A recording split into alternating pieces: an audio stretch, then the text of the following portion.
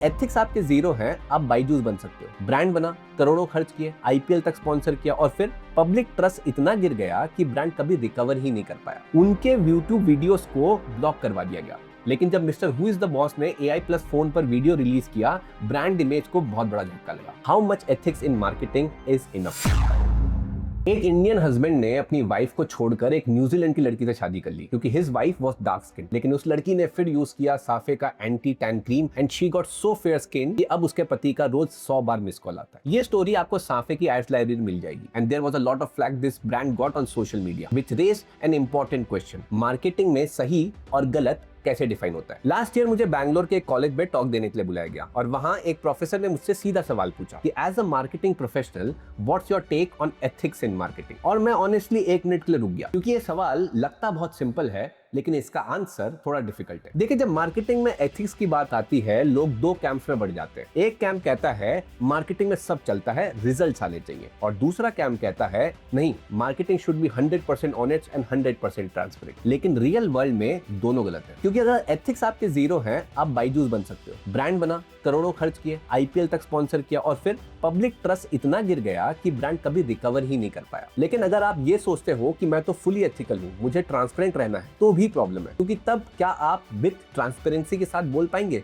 कि मेरे skin care से फेयर स्किन नहीं होगी, या फिर मेरे प्रोटीन का एब्जॉर्प्शन बस 25% है, या मेरे परफ्यूम की खुशबू खाली 2 घंटे चलती है। तो क्वेश्चन ये नहीं है कि एथिक्स होनी चाहिए या नहीं होनी चाहिए, क्वेश्चन ये है how much ethics in marketing is enough. और इसको समझने के लिए आपको 2 अलग लेंस चाहिए। एक लेंस है मोरालिटी का और दूसरा लेंस है बिजनेस का। मोरालिटी का लेंस सिंपल है, क्या आप अपने कस्टमर को वो बेच रहे हैं जो उसके काम का ही नहीं है? क्या आप जानकर मिसलीडिंग क्लेम्स रन कर रहे हैं? क्या आपका प्रोडक्ट एक्चुअली हार्म कर रहा है और आप उसको छुपा रहे हैं? अगर इनमें से किसी का भी आंसर यस है तो ये एथिक्स का सवाल नहीं है, ये तो फ्रॉड है। As simple as that. For example, India में FSI के rules and implementation of rules इतने ढीले हैं कि रियल जूस के नाम पे आपको फ्लेवर्ड ड्रिंक बेची जाती है। डर्मेटोलॉजिस्ट फॉर्मुलेटेड स्किन केयर के नाम पे कॉन्ट्रैक्ट मैन्युफैक्चरर से चीप स्किन केयर प्रोडक्ट्स बनवा कर बेचे जाते हैं। कंप्लीटली मेड इन इंडिया बोलकर आपको चाइनीज फोन बेच दिया जाता है। बट ऐसे कई केसेस में जिसमें इतना ब्लैक एंड व्हाइट फ्रॉड नहीं है, जैसे मेरा प्रोडक्ट एवरेज है लेकिन मैं मार्केटिंग से उसको अमेजिंग दिखाना चाहता हूँ। ये इमोरल है? Not exactly.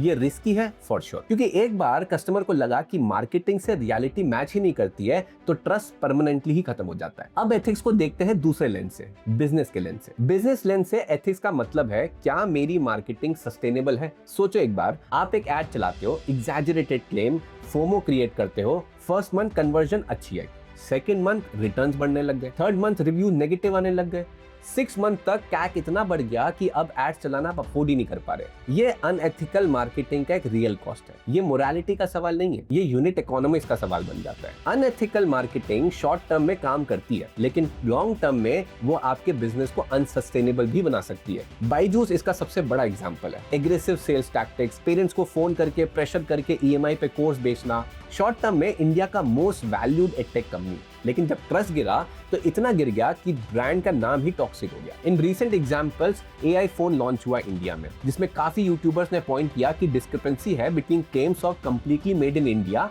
And pre installed Chinese app. उनके यूट्यूब वीडियोस को ब्लॉक करवा दिया गया। लेकिन जब Mister who is the boss ने AI प्लस फोन पर वीडियो रिलीज किया, ब्रांड इमेज को बहुत बड़ा झटका लगा। Will they be able to recover? वो टाइम आने में पता चलेगा। लेकिन that is an example of the impact of ethics on the bottom line of business. तो फिर बिजनेस में एथिकली सही भी रहना है लेकिन बेचने के लिए कस्टमर को एक ड्रीम या फोमो भी बेचना है तो कैसे करें मार्केटिंग? सबसे पहले closely monitor these 3 numbers, RT और रिटर्न रेट। अगर आपका रिटर्न रेट 30-40% क्रॉस कर चुका है then it's a red flag.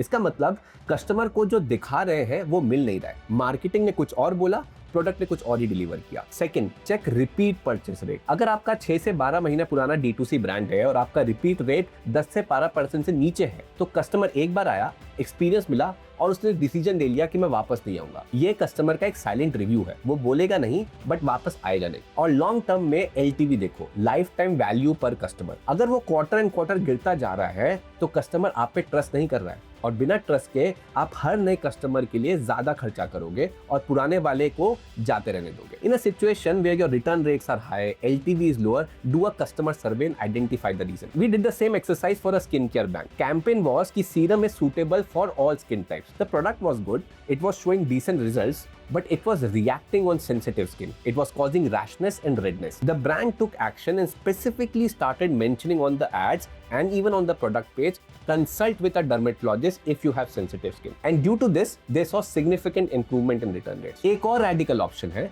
अपने सबसे brutal 1 स्टार रिव्यू को उठाओ और उसका एक ad ही बना दो. Seriously, कस्टमर ने बोला टेस्ट बेकार है, उसे पोस्ट करो और नीचे लिखो हमारे कस्टमर ने ये बोला, हमने ये बदला. पागलपन लगता है सुनने में, लेकिन डोमिनोज ने एग्जैक्टली यही किया था. 2009 में डोमिनोज का पिज्जा अमेरिका में जोक बन चुका था. कस्टमर्स लिख रहे थे कार्डबोर्ड जैसा क्रस्ट है, सॉस में कोई टेस्ट नहीं है, worst pizza I ever had. और रिव्यू सिर्फ खराब नहीं थे, बहुत खराब थे. अब नॉर्मल ब्रांड क्या करता, रिव्यूज दबा देता, पीआर एजेंसी लगा देता, नया एड कैंपेन चलाता जिसमें एक सेलिब्रिटी मुस्कुराकर कहता कि ये पिज्जा मैं खाता हूँ. लेकिन डोमिनोज ने इसका एकदम उल्टा किया. उन्होंने एक फुल वीडियो कैंपेन बनाया, पिज्जा टर्न अराउंड. कैमरा पे अपने रियल कस्टमर्स के नेगेटिव रिव्यू दिखाए, अपने शेफ को स्क्रीन पर लाए जो पढ़ के रिएक्ट कर रहे थे. सीईओज ने पब्लिकली आके बोल दिया you are right, our pizza was not good enough. फिर दिखाया कि रेसिपी कैसे चेंज करी, क्रस्ट बदला, सॉस बदला, चीज बदला, सब कुछ.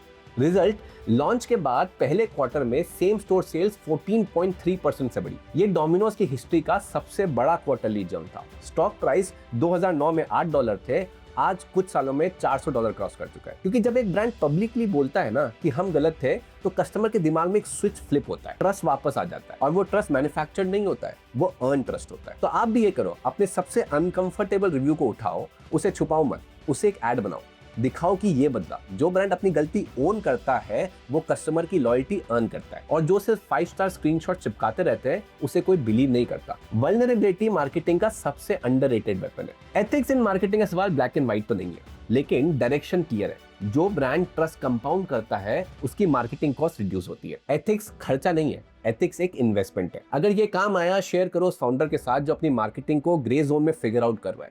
और अगर आपको अपने ब्रांड के बारे में बात करनी है तो कमेंट से बताओ.